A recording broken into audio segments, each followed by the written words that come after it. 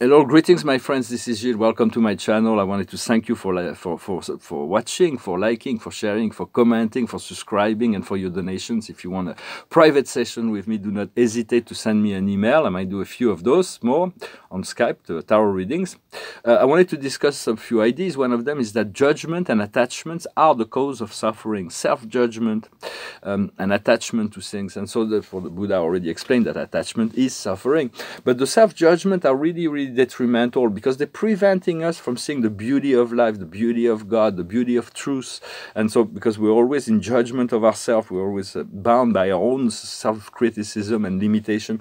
So it's little by little we want to disconnect from that, because if you can consider the ego to be a little child, and playing with judgment and attachment is like letting the little children playing with firearms. Really dangerous. They're gonna hurt themselves, and so you do not want to keep children from danger. And so little by little we disengage from judgment, and we're able to see the unity of life, to see the truth. For there is no opposing to unity. There is no opposition. There is no others. There's only you. To tune in, to change the frequency of the radio stations of your frequency, to shift from duality into unity. Once you shift the radio stations, you do not hear the other channel, but you need to change the frequency. We need to change the frequency. The essence is to bring joy and happiness in every day of our life, to find things that bring us joy and happiness. Do little things to improve the quality of your life each and every day. It can be to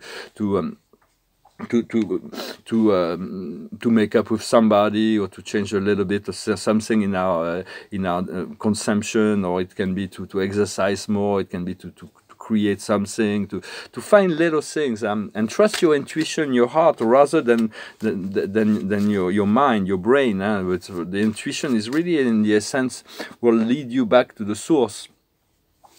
And so I also wanted to say that Gaia is Gaia, our beloved planet, is a real being. It's like an archangelic, a divine entity that's great cosmic being. She lives in the cosmos. She travels around the sun, and along with this. But we've forgotten her, and very soon we're going to be able to reconnect to that divinity, to remember that she is there. She is our mother, and we have this symbiosis relationship with her, as our body belongs to her.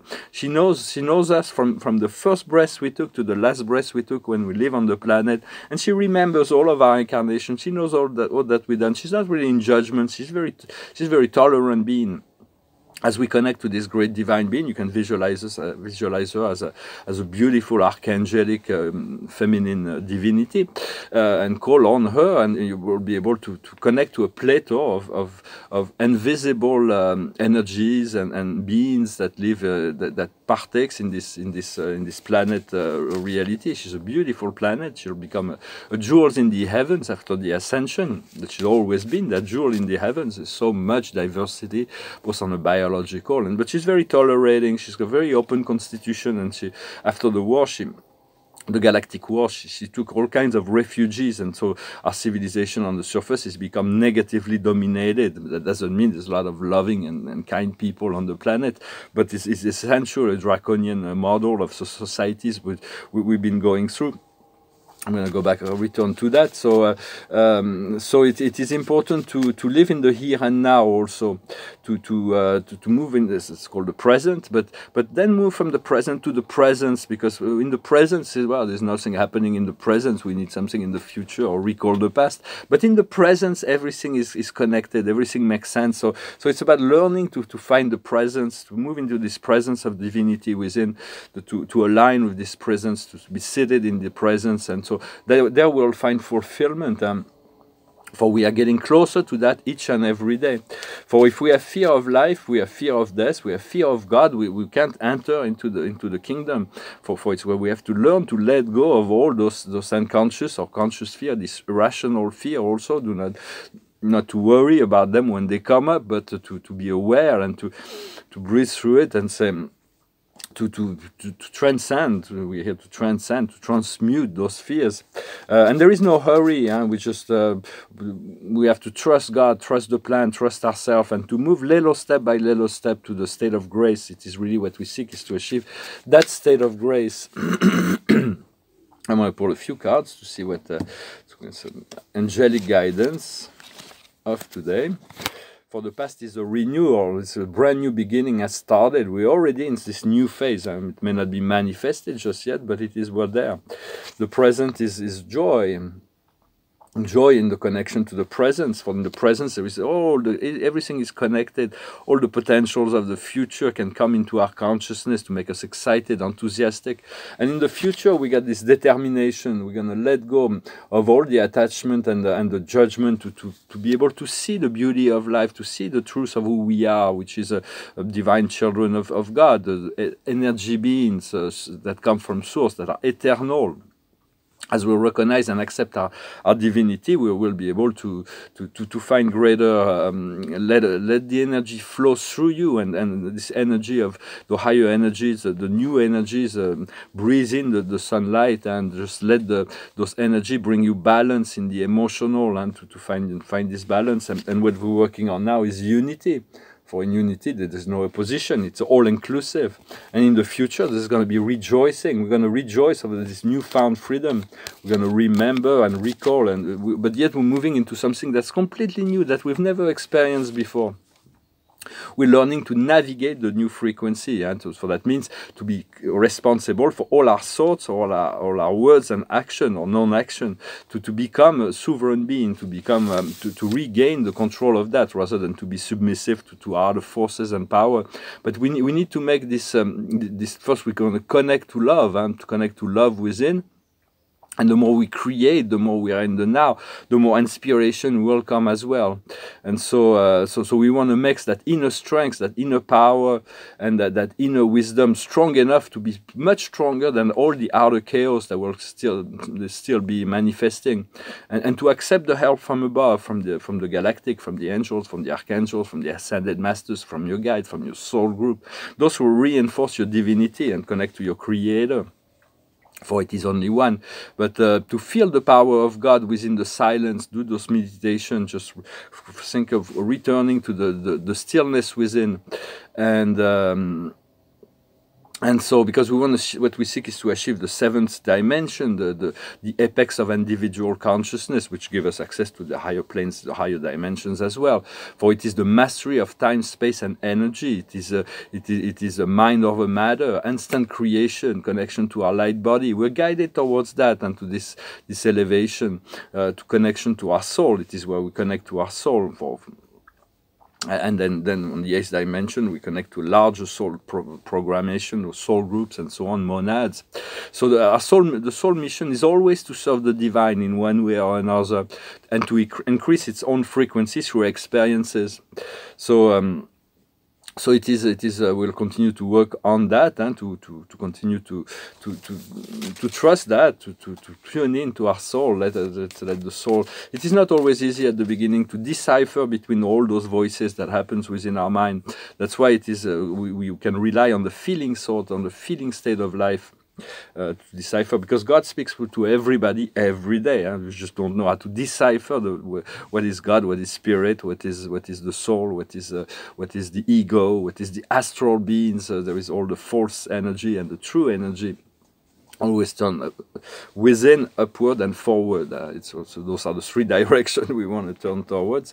The highest wisdom is the equitable being, to stay fair, to stay just, to be balanced. It's very important to stay and to be like the Mahatma, the Gandhi. Although he was a very non-violent, he achieved the independence of India through non-violence. Yet when his discourse created violence in society, he took it upon him. He said, "I made a mistake. I must always seek the information, the correction within."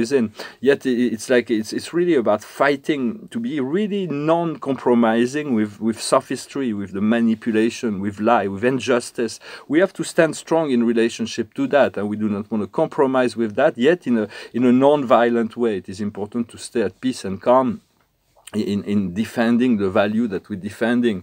And the Mahatma, which means great soul, it became the cosmic logo, the cosmic beings. He achieved a complete transcendental of the Earth program, for he really served his country. And was a great example to the world. So and you can call on him. He's a great guide and good friend. He's got a good sense of humor. You can call on the Mahatma. He comes to see me sometimes. And he's here with us now because we invoke his presence and his name. And so what we need to learn is how to work with all those powers. Know that when you think about the spirit beings, they're here, they're conscious of your presence. So just be in the gratitude, in the connection, and you'll be able to utilize more of that. What we need to do is peace, to operate all of that through a state of peace and serenity, to breathe more consciously, to bring back the more oxygen, will bring the lucidity and serenity within our physical body, be more conscious of our breath. And the outcome will be the crossroads. It's going to be the shift in direction, the shift in, we're going to make the choice to go into this easy flow of joy and happiness and peace. And some people will not make that choice, and you have to let them go through their programs, and then they'll find another evolution for their soul once the earth will ascended. And also some people are going to cross our path that will make just be available. It is important to return to social life. It's like coming back together physically. It's very important. This is really, everybody's really tired of that.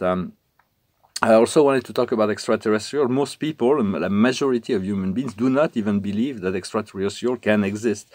When actually we'll come to realize life is teeming, the universe is teeming with life everywhere. There's countless civilizations. Some are very advanced, much more advanced, and they are essentially those who are serving the one, serving the true, the God, the unity of love and peace. And there are those who are serving selfish agenda, which are negatively dominated. On the earth, we're more negatively oriented, yet there is a lot of love and divine. We're shifting from negative to positive civilization, just as the Orion did that. The Orion were very warrior-like, but now they shifted into this positive, enlightened form. That does not mean there is not some some Anunnakis that are still serving the darkness, just as it's not because the planet does this ascension that there are certain groups of humans that may escape and continue their shenanigans. They will stay to the Black Alliance. And it's the same thing with Draconians, which is a negatively oriented civilization.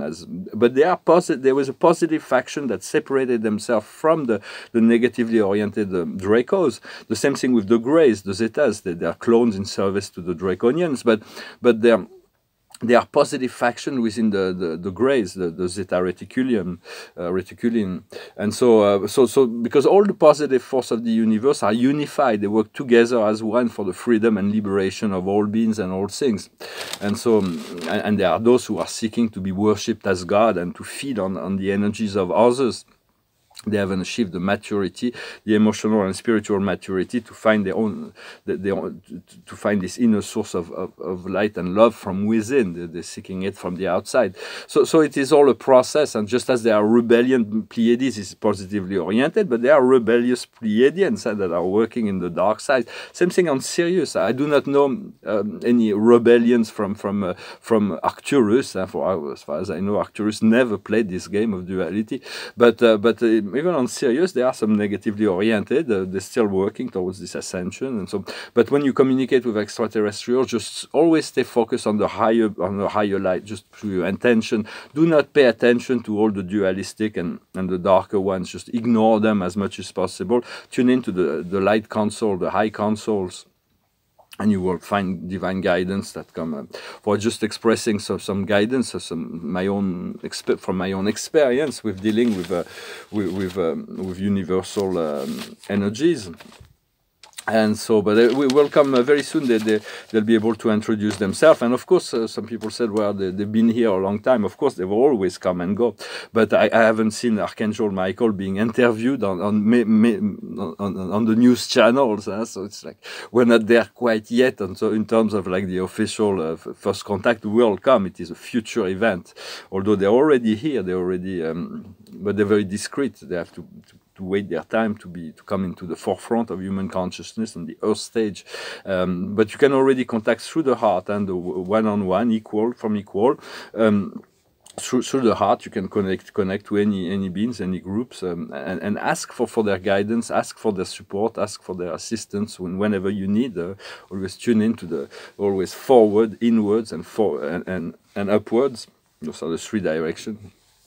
Well, I just thought I come and wish you a good day today, for there's so much that is about to manifest, all kinds of miracles, all kinds of, we're preparing from this great shift that is coming.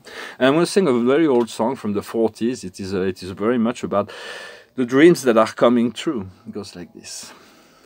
La la la la la la la la la la la la. Somewhere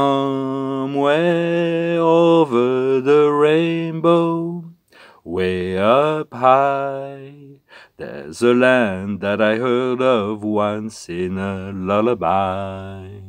Somewhere over the rainbow, skies are blue, and the dreams that you dare to dream ready to come true. Someday I wish upon a star and wakes up where the clouds are far behind me, where troubles melt like lemon drops away above the chimney tops. That's where you'll find me.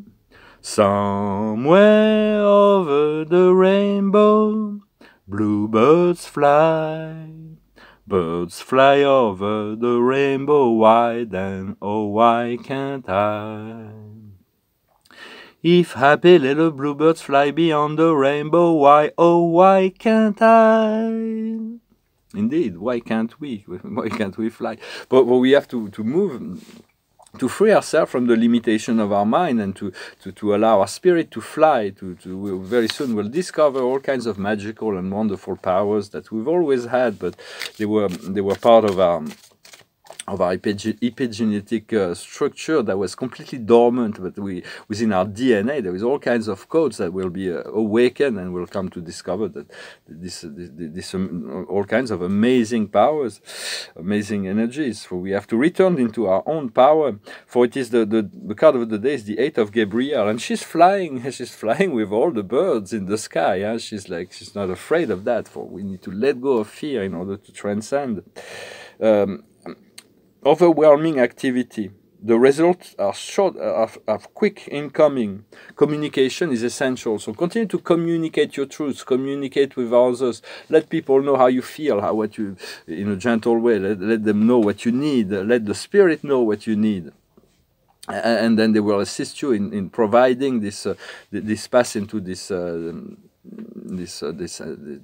joyful state of grace that we're moving towards each and every day. I thank you very much. I wish you a wonderful day, and I'll talk to you later. Namaste.